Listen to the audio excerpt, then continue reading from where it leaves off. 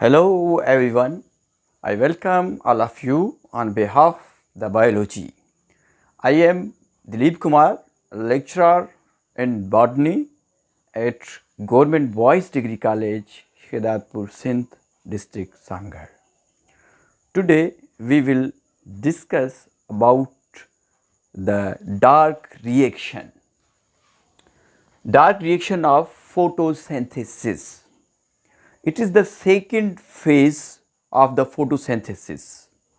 The dark reaction, this dark reaction is also called light independent reaction. इस dark reaction को light independent reaction भी कहते हैं.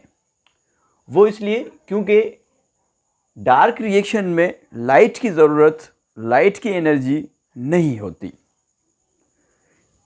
ये रिएक्शन डिपेंड करता है ATP एंड NADPH पे, जो कि हमें लाइट रिएक्शन से मिले थे. This reaction is also called C3 cycle. Dark reaction को C3 साइकिल भी कहते हैं. एग्जाम में ऐसे भी आ सकता है कि डिफाइन द डार्क रिएक्शन और लाइट इंडिपेंडेंट रिएक्शन और C3 साइकिल. इसको C3 साइकिल इसलिए कहते हैं कि वो प्लांट जिनमें के फर्स्ट स्टेबल जो प्रोडक्ट होगी वो 3 फास्फोग्लाइसरेट होगी, 3 कार्बन होंगे, इसलिए इसको C3 साइकिल भी कहते हैं. डार्क रिएक्शन को C3 पाथवे भी कहते हैं. वही बात हो गई कि इसमें जो है प्रोडक्ट कौन सी होगी, 3 कार्बन एटम वाली होगी.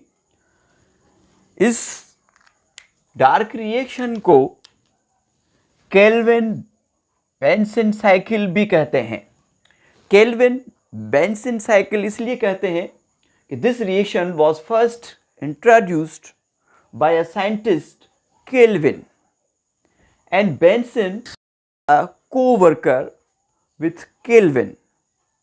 So this reaction, dark reaction, is also called Kelvin-Benson cycle. This reaction, dark reaction, is also called reductive pentose phosphate cycle. Reductive pentose cycle भी इसको कहते हैं. क्यों? कि इसमें जो कार्बन डाइऑक्साइड है वो रिड्यूस होती है और जो पेंटोज शुगर है, राइबोलोज बिसफॉस्फेट, वो रीजनरेट होती है. इसलिए इसको रिडक्टिव पेंटोज फास्फो साइकिल भी कहते हैं.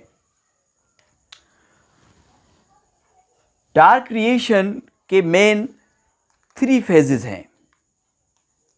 ठीक है. डार्क रिएक्शन में कार्बन डाइऑक्साइड, प्लांट्स क्या करते हैं कि कार्बन डाइऑक्साइड को फिक्स करते हैं. इसमें कार्बन डाइऑक्साइड इन्वायरमेंट से प्लांट्स के इनसाइड फिक्स होती है और ये कार्बन डाइऑक्साइड कन्वर्ट होती है किसमें? शुगर में. सिंपली इसमें यही होता है. ठीक है. तो इसके मेन 3 फेजेस हैं. इसके मेन 3 फेजेस हैं. सही है. 3 फेजेस कौन से? Carboxylation, number 1 carboxylation, number 2 reduction, number 3 regeneration. जो कार्बोऑक्सिलेशन है इसको कार्बन फिक्सेशन भी कहते हैं. इसमें कार्बन डाइऑक्साइड गैस फिक्स होती है. नंबर 2 फेज रिडक्शन, इसमें पिगाल बनता है. पिगाल की सिंथेसिस होती है. जो प्रोडक्शन कार्बो ऑक्सीलेशन में हमें मिली थी, 3 कार्बन वाले मिलेंगे, देखेंगे अभी, वो क्या होंगे? रिड्यूस होंगे और वो बनाएंगे क्या? पिगाल बनाएंगे, फास्फोग्लाइसरल डिहाइड 3 फास्फेट. उसके बाद रीजनरेशन होगी. 3rd फेज में दोबारा राइबोलोज बाइफॉस्फेट बनेगा. अब हम एक एक को देखेंगे और इस साइकिल को फॉलो करेंगे. इस साइकिल को मैं आपको समझाने की कोशिश करूंगा जो डार्क रिएक्शन की साइकिल है, जिसको केल्विन साइकिल भी कहते हैं, जो फर्स्ट फेज है जिसको हम क्या कह रहे हैं, कार्बो ऑक्सीलेशन। कार्बोक्सिलेशन में क्या होता है कि कार्बन फिक्स होते हैं, कार्बन के 3 मॉलिक्यूल फिक्स होते हैं। इसमें क्या होता है कि कार्बन डाइऑक्साइड के 3 molecule, 3 molecule of carbon dioxide react करते हैं किसके साथ, राइबोलोज बिसफॉस्फेट के साथ, और एक एंजाइम होता है, उसकी मौजूदगी में ये रिएक्शन कैटालाइज होता है। उस एंजाइम का नाम है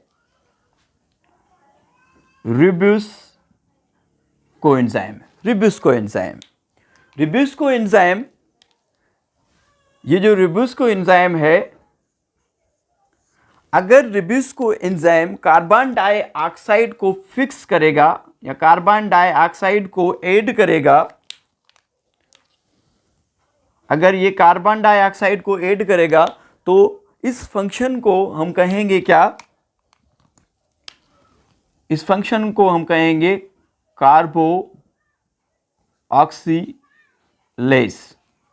कार्बोऑक्सीलेज। तो ये जो रिब्यूस कोएंजाइम है, ये कार्बोऑक्सीलेज की तरह काम कर रहा है, क्योंकि इसने कार्बन डाइऑक्साइड को फिक्स किया है। अगर ये फिक्स करेगा ऑक्सीजन को, तो अब इसको कहेंगे क्या, ऑक्सीजनेस।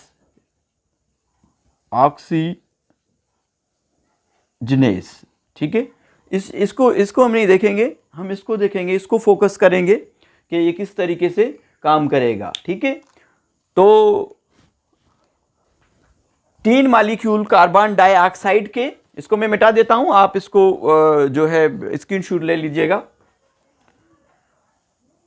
कार्बन डाइऑक्साइड के 3 मॉलिक्यूल, कार्बन डाइऑक्साइड के 3 मॉलिक्यूल में कितने कार्बन होंगे, 3 कार्बन होंगे 3 मॉलिक्यूल में, सही है। और ये जो राइबोलोज बिसफॉस्फेट है, राइबोलोज बिसफॉस्फेट को अगर हम देखेंगे तो इसमें कार्बन 5 हैं, 1 2 3 4 5।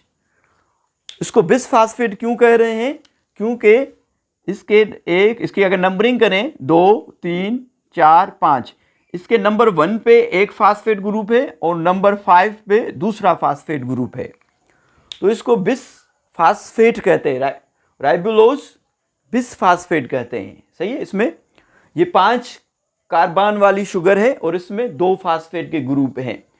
अब होगा क्या कि 3 मॉलिक्यूल कार्बन डाइऑक्साइड के और 3 मॉलिक्यूल राइबोलोज बिसफॉस्फेट के रिएक्ट करेंगे। इसके नतीजे में हमें मिलेगा क्या, यहां पे मैं लिख लेता हूं, ये रिएक्शन कंटिन्यू है। इसके नतीजे में हमें क्या मिलेगा कि हमें मिलेंगे क्या, 3 मॉलिक्यूल मिलेंगे, मगर उन 3 मॉलिक्यूल में कार्बन कितने होंगे, उनमें कार्बन होंगे 6 कार्बन वाले हमें 3 मॉलिक्यूल मिलेंगे, 6 कार्बन वाले हमें 3 मॉलिक्यूल मिलेंगे, 1 2 3 4 5 6, 1 2 3 4 5 6, 1 2 3 4 5 6। ये कितने मॉलिक्यूल हैं, 3, 1 2 3, 3 मॉलिक्यूल हमें मिले हैं 6 कार्बन वाले। ये जो मैंने गोल बनाए हैं, ये क्या है, ये कार्बन है, ये अनस्टेबल हैं, इंटरमीडिएट हैं और अनस्टेबल मॉलिक्यूल हैं, ये जल्दी ही टूट जाएंगे और ये 2 हिस्सों में टूटेंगे, 2 मॉलिक्यूल में टूटेंगे, या हम कहें कि 2 टुकड़ों में टूटेंगे। अगर ये 3 मॉलिक्यूल 2 टुकड़ों में टूटेंगे तो इसके कितने मॉलिक्यूल बनेंगे, इसके 6 मॉलिक्यूल बनेंगे, और हर एक में कितने कार्बन होंगे, 3 कार्बन होंगे, हर एक में 3 कार्बन होंगे। तो हमारे पास मॉलिक्यूल कितने बनेंगे, 6 मॉलिक्यूल बनेंगे, और हर एक में कार्बन कितने होंगे, कार्बन होंगे 3। ठीक है, अच्छा, इसमें टोटल जो कार्बन इस्तेमाल हो रहे हैं वो 18 हो रहे हैं। कैसे, 3 मॉलिक्यूल कार्बन डाइऑक्साइड के, इसके 3 कार्बन, और जो राइबोलोज बिसफास्फेट है इसके एक मॉलिक्यूल में 5 कार्बन है। तो 3 मॉलिक्यूल में कितने कार्बन होंगे? 15, टोटल कितने? 18। यहां पे भी कितने होंगे? 18 होंगे। अब ये जो 6 मॉलिक्यूल हमें मिले हैं 3 कार्बन वाले, अब इसका नाम क्या होगा? अच्छा, एक और बात कि इसके हर एक सिरे पे एक फास्फेट, नंबर 3 कार्बन पे, सिरे पे नहीं पर नंबर 3 कार्बन पे एक फास्फेट का ग्रुप भी ऐड है। तो हमें 6 मॉलिक्यूल मिले हैं, उनके नंबर 3 कार्बन पे फास्फेट का ग्रुप है, फास्फेट का ग्रुप अटैच है। अब इसका नाम क्या होगा? इसको हम कहेंगे 3GPA। 3GPA के हमें कितने मॉलिक्यूल मिले हैं? 6 मॉलिक्यूल मिले हैं। इसको हम कहेंगे 3-फास्फोग्लाइसरेट या 3-फास्फोग्लाइसरिक एसिड भी हम कहेंगे। इस साइकिल को हम देखेंगे, फेज नंबर 1 को, जिसको हम क्या कह रहे हैं? कार्बो ऑक्सीलेशन। कार्बो ऑक्सीलेशन या फिक्सेशन ऑफ कार्बन डाइऑक्साइड। ये देखें कि ये एनवायरनमेंट से कितने मॉलिक्यूल? 3 मॉलिक्यूल कार्बन डाइऑक्साइड के फिक्स होंगे। किसके साथ? राइबोलोज बिसफास्फेट, राइबोलोज बिसफास्फेट के साथ ये फिक्स होंगे। पहले 3 मॉलिक्यूल 6 कार्बन वाले बनाएंगे जो कि इंटरमीडिएट अनस्टेबल होंगे, वो टूट जाएंगे। उसके बाद 3 कार्बन, ये जो मैंने गोल गोल बनाए हैं इसका मतलब कि ये क्या है? 3 कार्बन है। 3 कार्बन के कितने मॉलिक्यूल बनेंगे? 6 मॉलिक्यूल। ये आपको साइकिल में नजर आ रहे हैं, 6 मॉलिक्यूल बनेंगे। और इसके कार्बन नंबर 3 पे जो क्या अटैच है? फास्फेट ग्रुप अटैच है। तो अब ये जो 6 मॉलिक्यूल हमें फेज नंबर 1 में मिले हैं, ये फेज नंबर 1 है, तो इसका नाम होगा क्या? 3-फास्फोग्लाइसरेट। 3-फास्फोग्लाइसरेट के हमें कितने मॉलिक्यूल मिले हैं? 6 मिले हैं। ठीक है, अब हम देखेंगे सेकंड फेज को।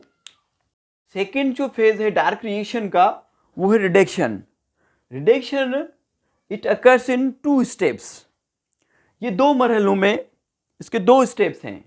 नंबर 1 जो फर्स्ट स्टेप है, फर्स्ट स्टेप में क्या होता है कि जो हमें पहले मरहले में हमें क्या मिले थे? 6 मॉलिक्यूल मिले थे हमें, किसके? 3-फास्फोग्लाइसरेट के। 3-फास्फोग्लाइसरेट के जब हमें 6 मॉलिक्यूल मिले थे, अब वो ही 6 मॉलिक्यूल रिएक्ट करेंगे, 6 molecule 6 molecule of ATP, 6 molecule ATP के रिएक्ट करेंगे। वो जो 3 कार्बन वाले 3-फास्फोग्लाइसरेट के हमें 6 मॉलिक्यूल मिले थे उनके साथ। पहले मरहले में ये होगा कि ये रिएक्ट करेंगे और ये जो 3-फास्फोग्लाइसरेट है ये चेंज हो जाएगा किसमें? 1,3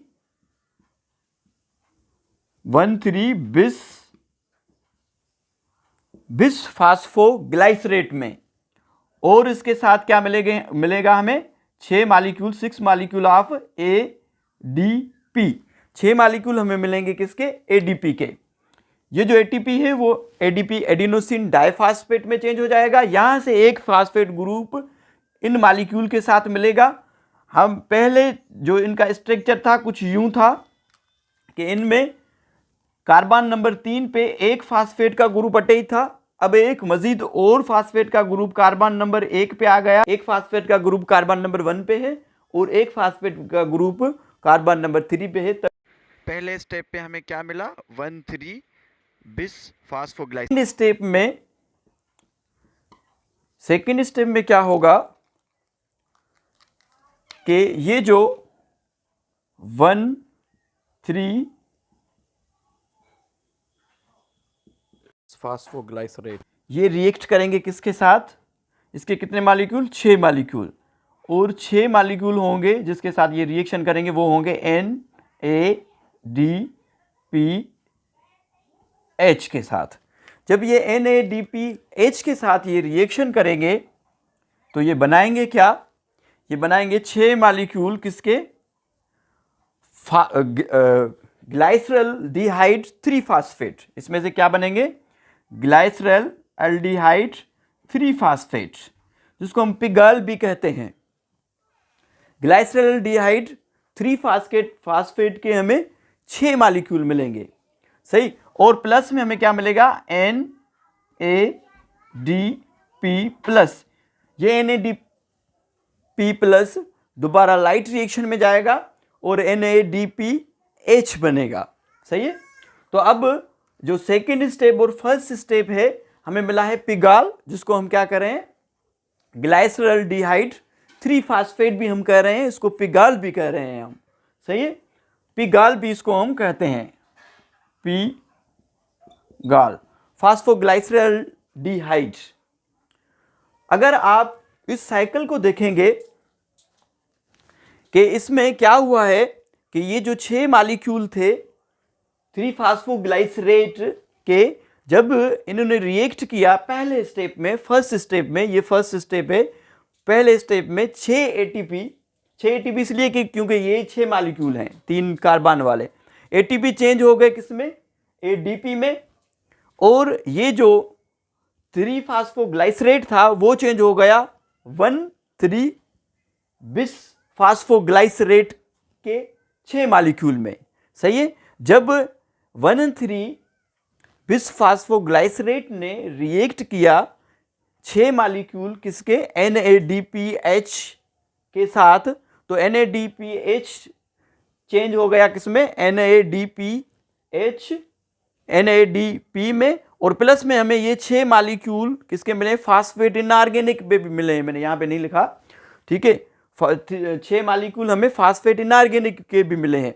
जब NADPH ने रिएक्ट किया 1,3 फास्फोग्लाइसरेट के साथ, तो इन्होंने क्या बनाया? ग्लाइसरल्डिहाइड 3 फास्फेट के 6 मॉलिक्यूल।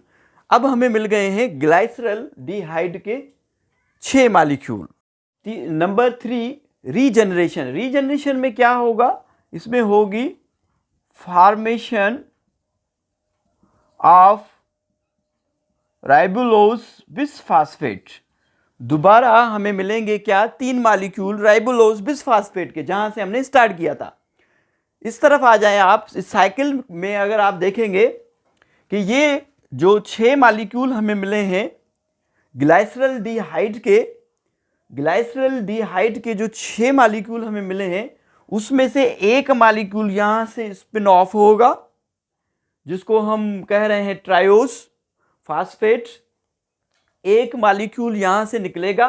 बाकी जो 5 मॉलिक्यूल हैं, 3 कार्बन वाले 5 मॉलिक्यूल जिसको हम पिगाल कर रहे हैं, इनमें रीअरेंजमेंट होगी, इनके कार्बन में रीअरेंजमेंट होगी और ये रिएक्ट करेंगे किसके साथ? 3 एटीपी के साथ।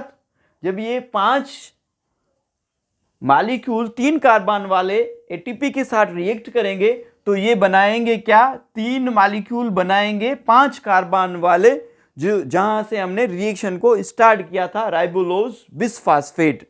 तो 5 जो मॉलिक्यूल हैं 3 कार्बन वाले, जिसको हमने G3P कहा है, ग्लाइसरल्डिहाइड 3 फास्फेट हम जिसको कह रहे हैं, जिसको हम पिगाल भी कह रहे हैं। जब ये 5 मॉलिक्यूल रिएक्ट करेंगे किसके साथ? 3 एटीपी के साथ, और एटीपी चेंज होंगे एडीपी में, और यहाँ पे 2 फास्फेट इनऑर्गेनिक भी निकलेंगे, और ये बनाएंगे क्या? 3 मॉलिक्यूल 5 कार्बन वाले, जिसको हम कह रहे हैं राइबोलोज बिसफास्फेट। दोबारा ये जाएंगे साइकिल में, ये राइबोलोज बिसफास्फेट कार्बन डाइऑक्साइड के साथ मिलेंगे, फिर 6 कार्बन वाले 3 मॉलिक्यूल बनेंगे, वो टूट जाएंगे जल्दी से, फिर 6 मॉलिक्यूल बनेंगे 3 कार्बन वाले, जिसको हम 3 फास्फोग्लाइसरेट कह रहे हैं। 3 फास्फोग्लाइसरेट फिर 6 एटीपी के साथ रिएक्ट करेंगे, 1,3 फास्फोग्लाइसरेट बनाएंगे। 1,3 फास्फोग्लाइसरेट जब रिएक्ट करेंगे NADPH के साथ, तो ये बनाएंगे क्या?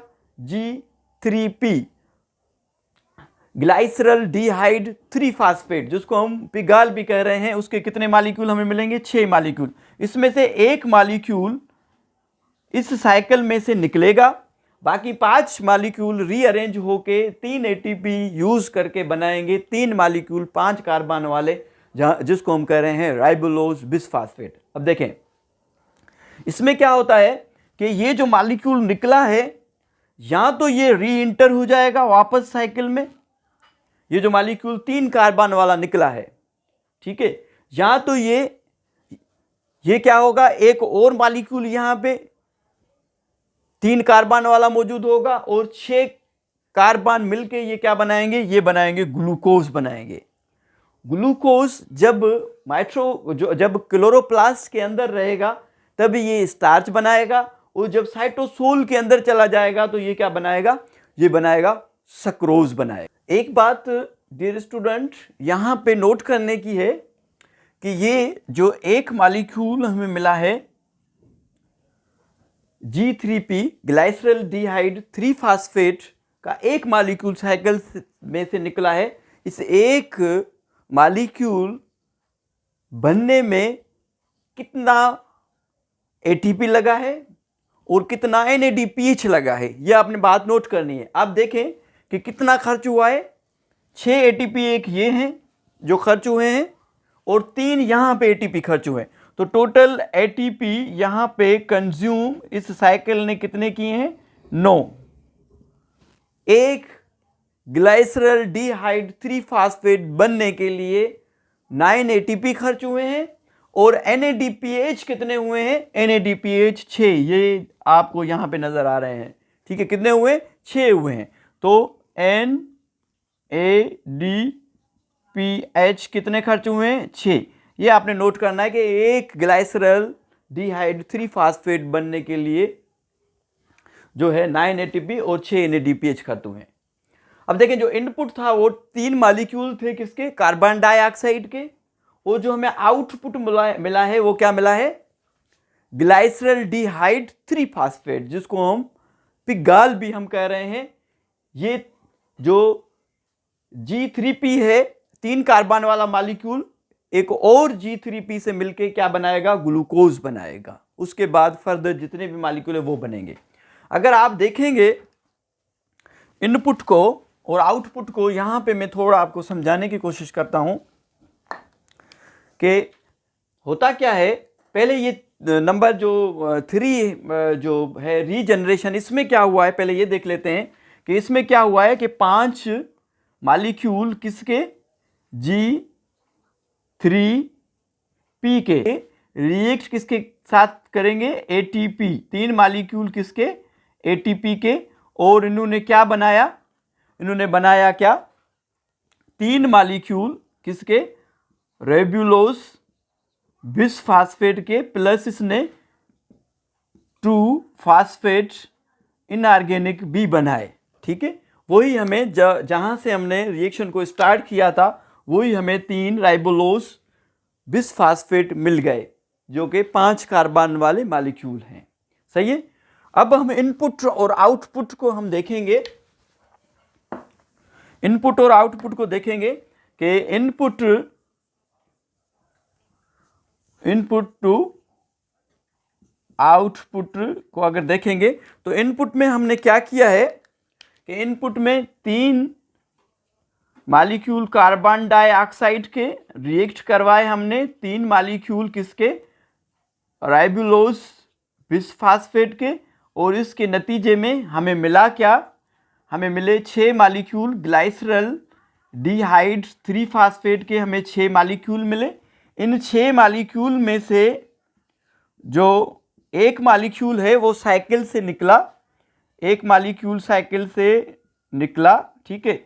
बाकी जो 5 मॉलिक्यूल थे उन्होंने क्या किया कि रीअरेंजमेंट हुई उनमें, रीजनरेशन हुई। क्या हुआ इनमें, रीजनरेशन हुई, इनमें रीजनरेशन हुई, कितने, 5, और उन्होंने क्या बनाया, 3 मॉलिक्यूल वापस से बना दिए किसके, राइबोलोज बिसफास्फेट के, सही है।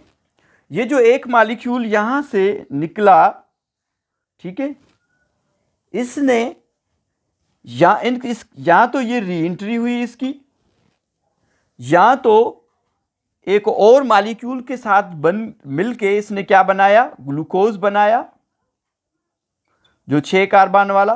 फिर ग्लूकोज अगर क्लोरोप्लास्ट में रहा तो इसने क्या बनाया, स्टार्च बनाया। अगर यहां से निकल के साइटोसोल में गया तो इसने क्या बनाया, सक्रोज।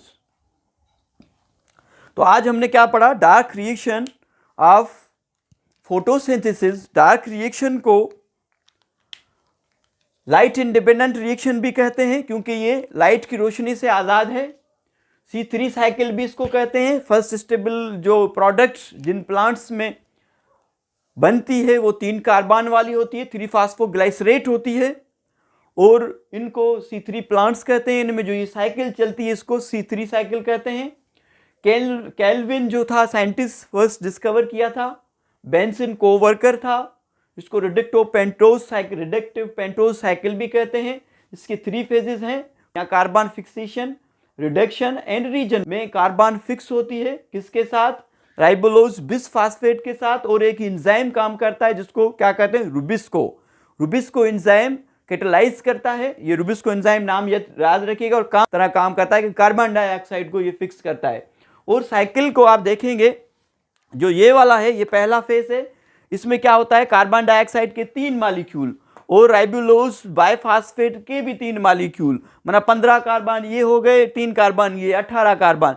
क्या होगा कि इसमें से 3 मॉलिक्यूल बनेंगे 6 कार्बन वाले, फिर वो जल्दी से टूट जाएंगे।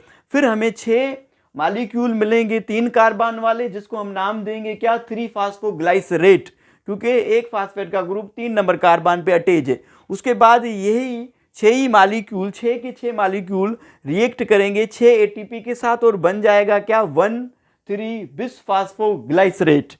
1,3-बिसफॉस्फोग्लाइसरेट ये सेकंड जो फेज है रिडक्शन, इसमें क्या होगा कि ये रिएक्ट करेगा NADPH के साथ, और ये 1,3-बिसफॉस्फोग्लाइसरेट चेंज हो जाएगा 3GP में, ग्लाइसरल्डिहाइड 3-फॉस्फेट में, जिसको पिगाल भी कहते हैं। अब हमें पिगाल के 6 मॉलिक्यूल मिल जाएंगे। इसमें से एक मॉलिक्यूल साइकिल में से निकलेगा और वो ग्लूकोज बनाएगा, अपना स्टार्च बनाएगा, सक्रोज बनाएगा, आगे नाइट्रोजन के साथ मिलके प्रोटीन वगैरह जो भी प्रोडक्ट होगी वो मींस कि glucose is a starter molecule.